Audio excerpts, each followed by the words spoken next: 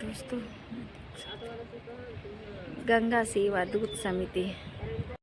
तो मैडम बताइए, आपका इस महाकुंभ में ये जन आश्रय केंद्र और गंगा सेवा दूत समिति जो है जी। उसमें आप क्या सहभागिता है? आप कौन से क्षेत्र में अपनी विशेष भूमिका निभा रही हैं? हमारा सेक्टर नंबर 22, 23 और 24-25 का यहाँ हमारा सेक्टर है, जो कि यहाँ पे हमारे 200-250 वॉलंटियर लगाए गए हैं, जो कि गंगा सेवा दूत के रूप में लगाए गए हैं। और उनका काम है कि जो यहाँ पे जितने भी टॉयलेट्स पीटीसी लगे हुए हैं उनका रख रखाव करना और पब्लिक को वहाँ पे अवेयर करना, बताना कि वहाँ पे उनको असुविधा ना हो, कि यहाँ पे टॉयलेट्स हैं, यहाँ पे बाथरूम है, ये सारी चीज़ें जो बाहर के यात्री आ रहे हैं उनको तो जानकारी है नहीं। तो इसी वजह से हमारे जो गंगा सेवा दूत के रूप में सब अपना अपना कार्य कर रहे हैं और बहुत अच्छे से मेले को ऑर्गेनाइज करने का प्रोग्राम चल रहा है। तो मतलब कुल मिला के आप लोग स्वच्छ महाकुंभ बनाने की पूरी मुहिम आप लोगों की है। तो ये काफी नेक काम है, किस लिए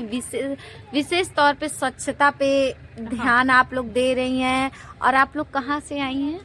मैं तो मांडा से हूँ, मांडा से, प्रयागराज से। अच्छा, मतलब फिर भी अपना घर छोड़ के यहाँ पे 45 दिनों की इस कड़ाके की ठंड में, तो सुविधा आप लोगों को कैसे मिल रही है? यहाँ पे सुविधा सारे हमारे जो भी अधिकारी हैं, जैसे हमारे एडीओ सर हैं, सेक्टर इंचार्ज हैं, और यहाँ की जो सीआई हैं, उनके माध्यम से सारी चीज़ें हम लोग को आवंटित किया गया है, जिसमें कि यहाँ पे रहना खाना सारी चीज़ें प्रोवाइड किया गया है। सारी चीज़ें आपको उपलब्ध है, तो काफ़ी खुश हैं आप उनकी से? काफ़ी खुश हैं। तो दोस्तों ये देख सकती हो, ये इनकी रहने की व्यवस्था है। गंगा सेवा दूत समिति ने मतलब इस ऐसे ही 2 भवन तैयार किया, तो रहने का स्थल तैयार किया है, एक जेंट्स और लेडीज। यहाँ पे पूरी लेडीज रहती हैं, पूरी माताएं बहनें रहती हैं, और बगल वाले में सारे पुरुष जेंट्स रहते हैं। तो काफी अच्छी मुहिम है और सब एक साथ मिलजुल कर काम करते हैं। ये देखिए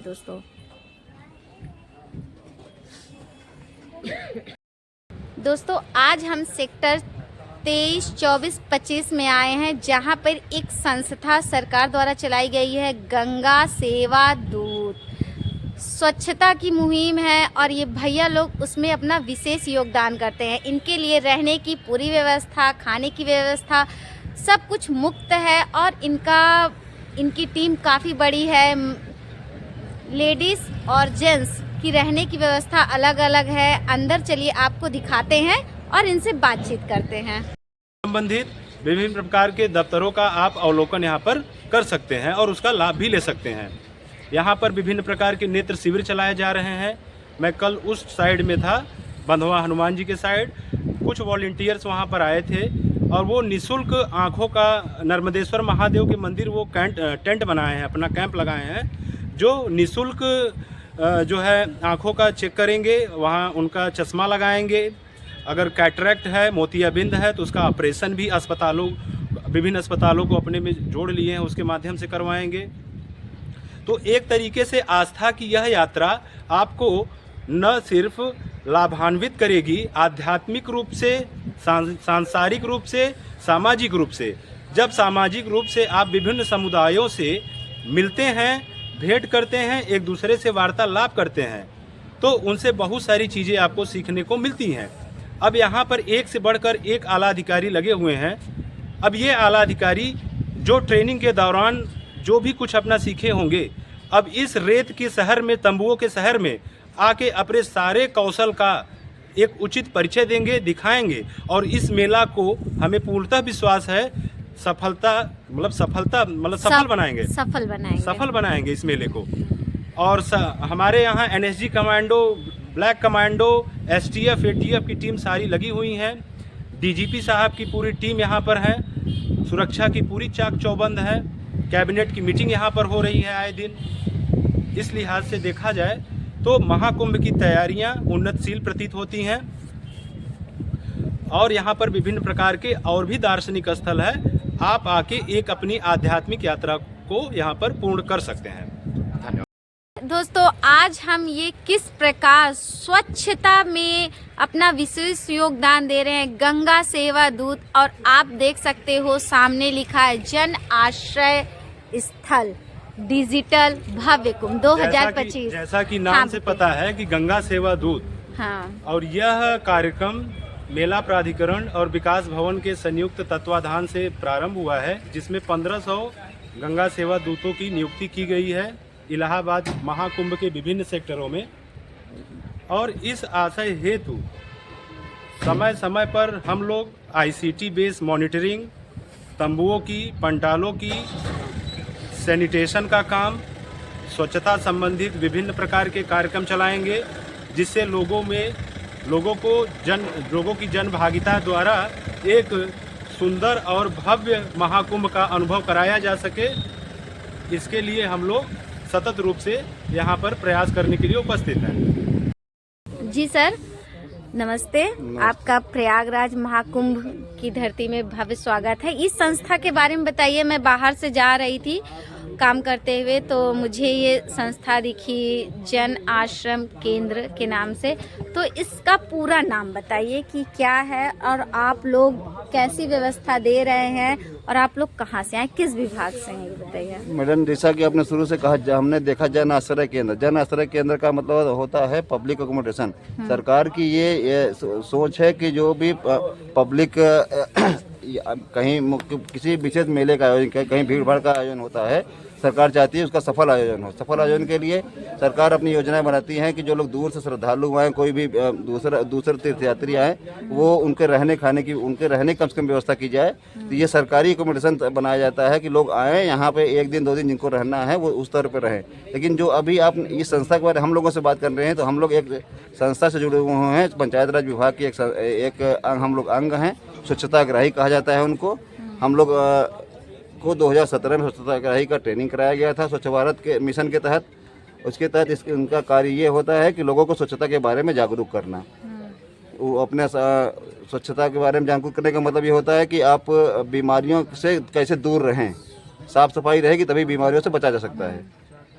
और उसी के तहत हम लोग काम कर रहे हैं। बराबर तमाम आयोजनों में, धार्मिक आयोजनों में हम लोग काम करते चले जा रहे हैं। लोगों को हर बारे में बताते जाते हैं कि स्वच्छता कैसे रखनी है, क्या करना है। आप स्वच्छ नहीं रहेंगे तो क्या बीमारियां हो सकती हैं। तो सबसे पहले सरकार की पहल ये थी कि जो लोग बाहर शौच करने जाते हैं, हमको ODF करना था। खुले में शौच मुक्त के लिए एक स्कीम चलाई गई थी 2019 में। तो उसमें हम लोगों को ट्रेनिंग करा के उसमें डिप्लॉय किया गया था कि आप लोग एक मुहिम चलाएं जो लोग खुले में शौच करने न जाएं, जिससे बीमारियां न हों, बीमारियां कम से कम हों, आपका जो है स्वास्थ्य अच्छा रहे।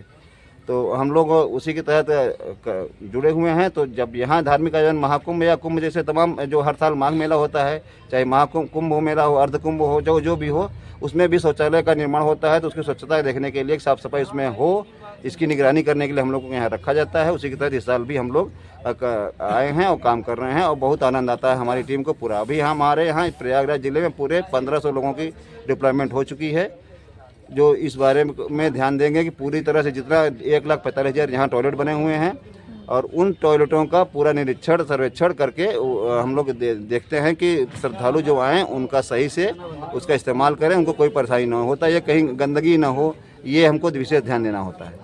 तो मेन है आपका स्वच्छता अभियान और शौचालय स्वच्छ रहे, उसकी आप लोग सुबह आप लोग निगरानी करते हैं और उसकी साफ सफाई का विशेष ध्यान देते हैं। हम लोग दोनों टाइम निगरानी करते हैं, सुबह 5 बजे से 9 बजे तक और शाम को भी 5 बजे से 9 बजे तक हम उसकी पूरी निगरानी करते हैं कि ठीक ठाक रहे और किसी श्रद्धालु को कोई परेशानी न हो। सर, थोड़ा अपना नाम बताने का वो कीजिए। मैं मोहम्मद आफ्ताब, जिला प्रयागराज, ब्लॉक उरुआ, थाना मेजा।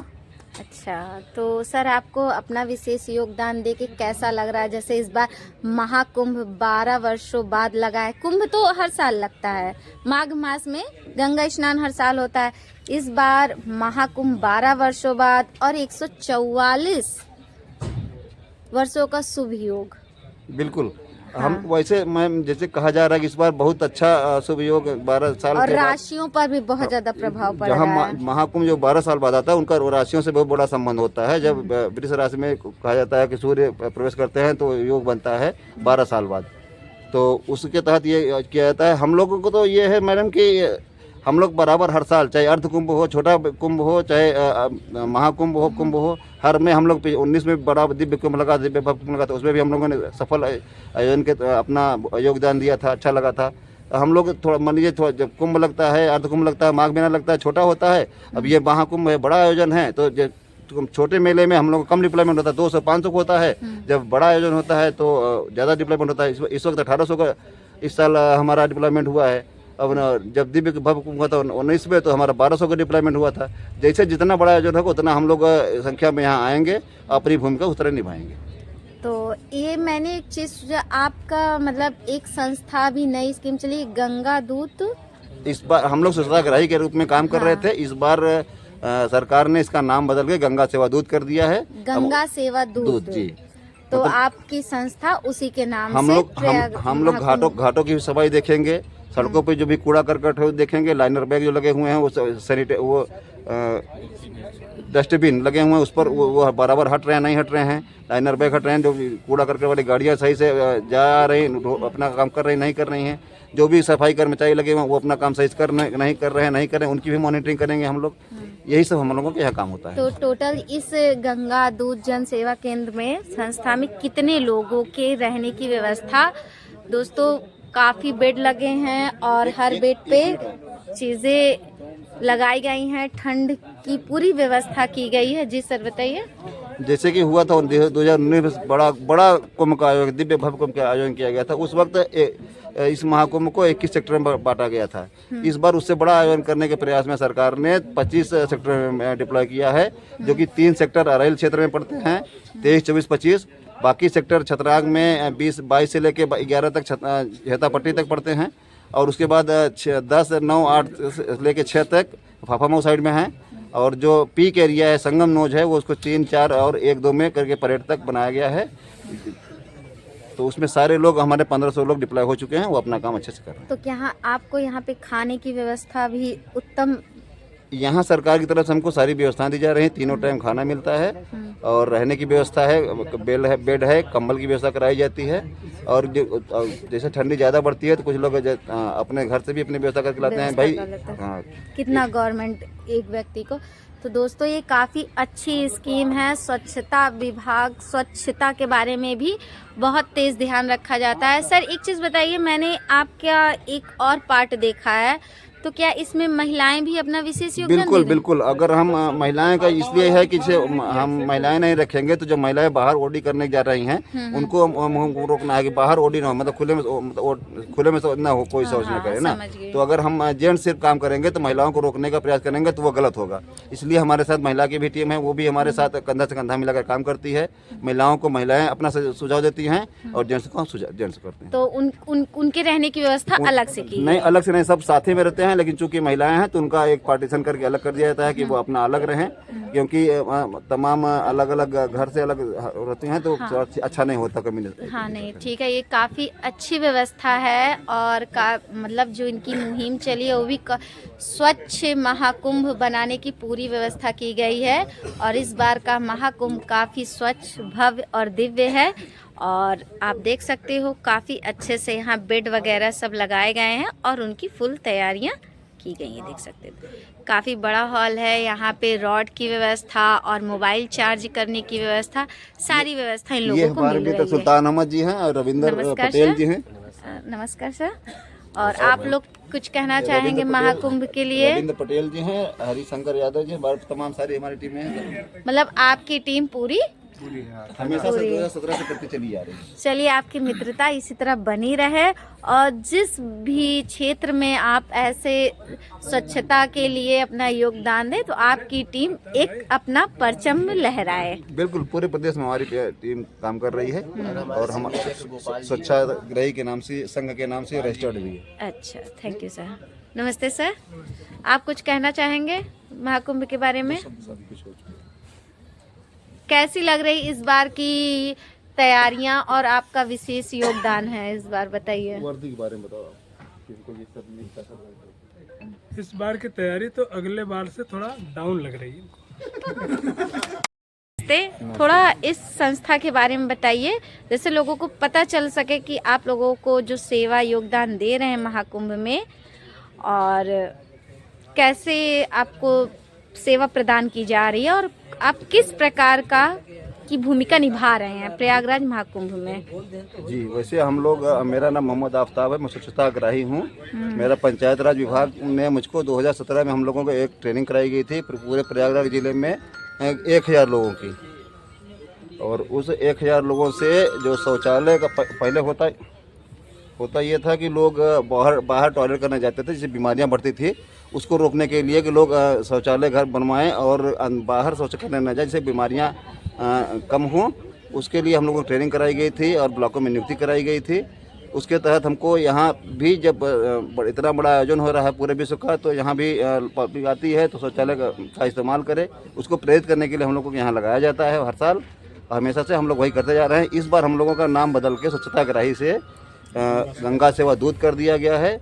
हम लोग उसी क्रम में हमेशा हर साल करते चले जाते हैं। 2 महीने का हमारा यहाँ कार्यक्रम होता है, सरकार द्वारा पंचायत विभाग से हम लोग लगाए जाते हैं और उसी क्रम में हम यहाँ रुके हुए हैं। और सुबह शाम हमारी मॉनिटरिंग करनी होती है, जो भी सरकार द्वारा टॉयलेट लगाए जाते हैं कि उसको साफ़ सफाई अच्छे से हो और जो भी कंपनियां उसका सही से क्रियान्वयन कर सकें और श्रद्धालु उसका भरपूर आनंद ले सकें, उठा सकें, उनको किसी प्रकार की कोई परेशानी ना हो। कुल मिला के आप कह सकते हैं कि स्वच्छता विभाग बनी रहे, लोगों को जागरूक करना। स्वच्छ कुंभ हमारे सामने इस बार जो मुहिम चली है, दिव्य भव स्वच्छ और स्वस्थ कुंभ। जी मैडम, ये इसी स्वच्छ कुंभ को तो मैं स्वच्छता के बारे में तो सर 1945 से जब देश आज़ाद हुआ 50 में, तब से गांधी जी ने वो सपना देखा था। अभी आप देखते होंगे स्वच्छ भारत मिशन एक संस्था है, 2014 से लागू हुआ। 2014 में 2014 नहीं लागू हुआ, आपको नहीं पता है। 2050 में जब देश आज़ाद हुआ, उस वक्त गांधी जी का सपना था कि देश हमारा स्वच्छ हो। स्वच्छ कैसे हो सकता है? जब हम आप उसके बारे में जागरूक करेंगे लोगों को। तो उसी तरह आप देखिए स्वच्छ भारत मिशन का जो लोगो बना उसमें अब भी गांधी जी का चश्मा लगा हुआ, ये वो साबित करता है कि 1950 से ही ये चल रहा है। 2014 से शुरू होता तो उसमें गांधी जी का चश्मा ना होता। अच्छा, चलिए आपने दर साल इसका नाम बदलता जा रहा है। पहले निर्मल ग्राम स्वराज योजना थी और स्वच्छ भारत मिशन ऐसे करके नाम बदलता चला रहा है। इस बार अब जाके जो है 14 से स्वच्छ भारत मिशन के नाम इसका दिया गया है। इससे पहले तमाम योजनाएं आती थी, लोगों को सरकार शौचालय प्रदान किया करती। 300 से शुरू होके अब आज 12,000 लोगों को शौचालय बनाने के लिए सरकार एक राशि दे देती कि आप 12,000 हमसे लीजिए और अगर आपको शौचालय बनाइए, घर में जाइए, बाहर जाने से बचिए, बीमारियां कम होंगी। स्वच्छता सर, जैसे आपने एक अमाउंट बता दिया 12,000, तो क्या आपको लगता है कि घर में शौचालय 12,000 में कंप्लीट हो जाता है? सरकार एक सहयोग राशि देती है। अगर आप उतने बनवाना चाहें तो उतने में बनवा सकते हैं, नहीं बन सकता है तो आप अपने और पैसा मिला के अच्छा बनवाना चाहें तो बनवा सकते हैं। जैसे कॉलोनी सरकार देती है 1,20,000 रुपए की, ग्रामीण तो जरूरी नहीं कोई 1,20,000 में बन जाए, सिर्फ फाउंडेशन बनवाएगा आदमी तो 1,20,000 हो जाता है। तो उसका आपको पैसा अपने घर से लगाना पड़ेगा अपने काम के लिए। चलिए सर, बहुत अच्छी। एक बार अपना नाम फिर से बताइए। मोहम्मद आफ्ताब, स्वच्छता अग्राही, मेजा प्रयागराज। मोहम्मद आफ्ताब। तो सर आपको एक चीज़ बताइए, महाकुंभ की तैयारियों में अपना विशेष योगदान दे के कैसा लग रहा है? हम लोगों को बहुत आनंद आता है यहाँ काम करके। लोगों को ये मान लीजिए सेवा भाव, एक तरह के सेवा का कार्यक्रम करना है।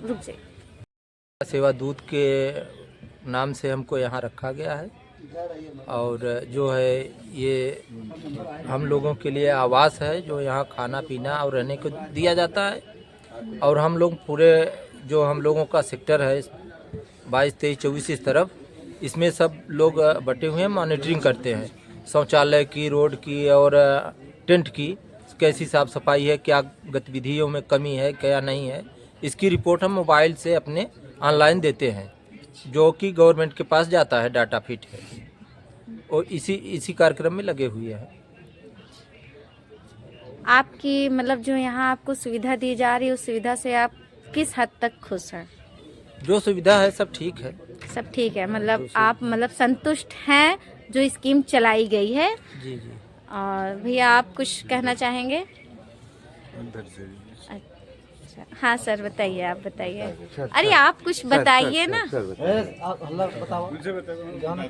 दोस्तों, आज हम आए हैं सेक्टर 23, 24, 25 में आपको महाकुंभ की स्थितियों से जायजा कराने के लिए। क्या है भव्यता इस सेक्टर जो जिसे VIP एरिया घोषित कर दिया गया है, और हम आए हैं गंगा सेवा जन आश्रम केंद्र जहाँ पे यहाँ महाकुंभ में जो योगदान दे रहे हैं, सेवा कर रहे हैं, उनके लिए 45 दिनों तक निवास स्थान बनाया गया है, आश्रय स्थल बनाया गया है। चलिए यहाँ जो सर लोग हैं उनसे बातचीत करते हैं और उनकी संस्था के बारे में और उनके रहने की क्या सुविधा उन्हें प्रदान की गई है, खाने पीने की कैसी व्यवस्था है, और जैसे कि ठंड का मौसम चल रहा है तो कैसी व्यवस्था प्रदान की गई है सरकार की तरफ से, ये सब चीज़ें हम पूछते हैं। नमस्ते सर। नमस्ते सर। नमस्ते नमस्ते। तो सर पहले तो आप इस संस्था का नाम उजागर कीजिए और ये किस संस्था के द्वारा स्कीम चलाई गई है। ये जो है पंचायत राज विभाग द्वारा हम लोग